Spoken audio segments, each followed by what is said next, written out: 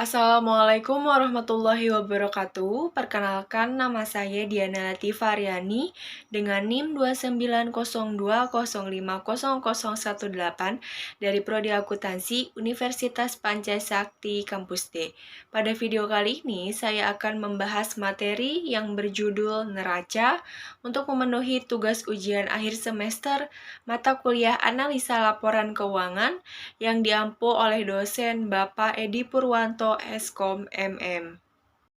Pengertian neraca.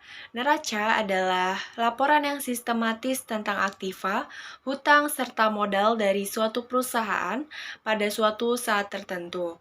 Jadi, tujuan neraca adalah untuk menunjukkan posisi keuangan suatu perusahaan pada suatu tanggal tertentu. Biasanya pada waktu di mana buku-buku itu ditutup dan ditentukan sisanya pada suatu akhir tahun fiskal atau tahun kalender. Sehingga neraca sering disebut sebagai balance sheet. Dengan demikian, neraca terdiri dari 3 bagian utama, yaitu aktiva, hutang, dan juga modal. Selanjutnya, saya akan menjabarkan apa itu aktiva, hutang, dan juga modal. Aktiva, pengertian aktiva tidak terbatas pada kekayaan perusahaan yang berwujud saja, tetapi termasuk juga pengeluaran-pengeluaran yang belum dialokasikan atau deferred charge, atau biaya yang masih harus dialokasikan pada penghasilan yang akan datang, serta aktiva yang tidak berwujud lainnya atau intangible asset. Misalnya seperti goodwill, hak paten, hak cipta, hak menerbitkan, dan lain sebagainya.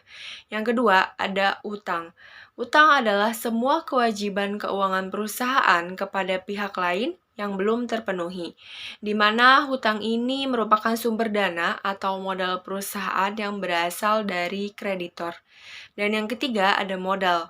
Modal merupakan hak atau bagian yang dimiliki oleh pemilik perusahaan yang ditunjukkan dalam pos modal atau modal saham, surplus dan laba yang ditahan, atau kelebihan nilai aktiva yang dimiliki oleh perusahaan terhadap seluruh hutang-hutangnya. Di dalam penyusunan neraca, umumnya harus mengikuti beberapa aturan sebagai berikut. Yang pertama, judul laporan harus memuat nama perusahaan, nama laporan atau neraca, dan tanggal penyusunan laporan. Yang kedua, dalam neraca, metode penilaian harta kekayaan adalah berdasarkan harga pokok atau kos. Yang ketiga, pos-pos di dalam neraca harus dikelompokkan secara tepat dan pos-pos yang bersifat tidak sejenis akan dikelompokkan tersendiri di dalam neraca. Yang keempat, jumlah keseluruhan sisi harus seimbang, mengikuti prinsip persamaan akuntansi yaitu aktiva sama dengan kewajiban plus modal. Dan yang kelima, laporan harus menunjukkan hal yang sebenarnya agar tidak menyesatkan. Selanjutnya adalah bentuk penyusunan neraca. Setiap perusahaan secara periodik menyusun laporan keuangan yang salah satunya adalah neraca. Bentuk atau susunan dari neraca tidak ada keseragaman di antara perusahaan-perusahaan, tergantung pada tujuan-tujuan yang akan dicapai. Tetapi bentuk neraca yang umum digunakan adalah ada dua. Yang pertama yaitu neraca kontrol atau account form. Biasa disebut dengan bentuk T. Laporan ini menyajikan rekening dalam dua sisi, yaitu kelompok harta atau aktiva, dia berada di sebelah kiri, dan utang serta modal atau pasiva, dia berada di sebelah kanan. Berikut merupakan sebuah contoh untuk neraca kontrol. Di sini ada PT Rifki Tbk neraca per 31 Desember 2015. Sebagaimana telah saya jelaskan sebelumnya, yaitu aktiva berada di sebelah kiri dan pasiva berada di sebelah kanan.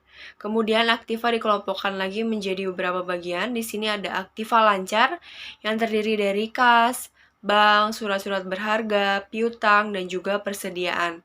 Kemudian aktiva tetap ada tanah, bangunan, mesin, dan juga peralatan. Dan yang terakhir ada aktiva lainnya, yaitu ada gedung dalam proses dan juga total dari aktiva. Kemudian yang berada di sebelah kanan yaitu pasifa, terdiri dari beberapa utang, yaitu utang lancar, utang jangka panjang, dan yang terakhir itu modal atau ekuitas. Utang lancar terdiri dari utang wesel, utang dagang, utang bank dalam 1 tahun, utang pajak, dan utang lainnya. Kemudian utang jangka panjang dibagi lagi yang terdiri dari obligasi, hipotek, dan utang bank dalam waktu 3 tahun. Kemudian yang terakhir ada ekuitas, yaitu ada modal setor dan juga laba ditahan. Dan yang terakhir, yang perlu kita perhatikan adalah total dari aktiva dan juga pasiva itu harus balance. Dan yang kedua adalah neraca Staffel atau report form. Biasa disebut juga dengan neraca bentuk laporan, dikarenakan susunan yang berurutan dari atas ke bawah secara urut. Jenis ini tersusun urut dari kelompok harta atau aktiva yang berada di paling atas, hingga kelompok utang dan modal yang berada di paling bawah. Berikut merupakan sebuah contoh dari neraca Staffel, di mana terlihat jelas perbedaannya dengan neraca Skontro yang sudah saya jelaskan sebelumnya. Di sini itu neraca Staffel tidak ada pembeda antara kiri atau kanan, yaitu aktiva atau pasiva. Di sini semuanya antara aktiva dan pasiva menyatu, tetapi dibedakan untuk kelompok harta atau aktiva dia berada di paling atas.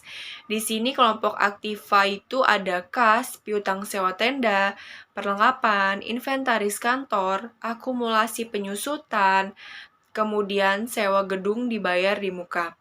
Sedangkan untuk kelompok pasiva, dia berada di paling bawah, yaitu ada utang usaha, modal, dan juga laba.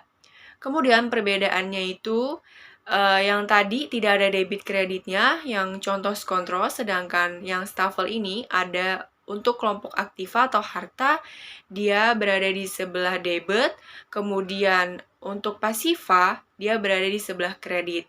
Dan yang sama adalah jumlah dari debit dan kreditnya itu harus sama atau balance. Sekian pembahasan materi tentang neraca dari saya. Kurang lebihnya mohon maaf. Wabillahi taufiq wal hidayah. Wassalamualaikum warahmatullahi wabarakatuh.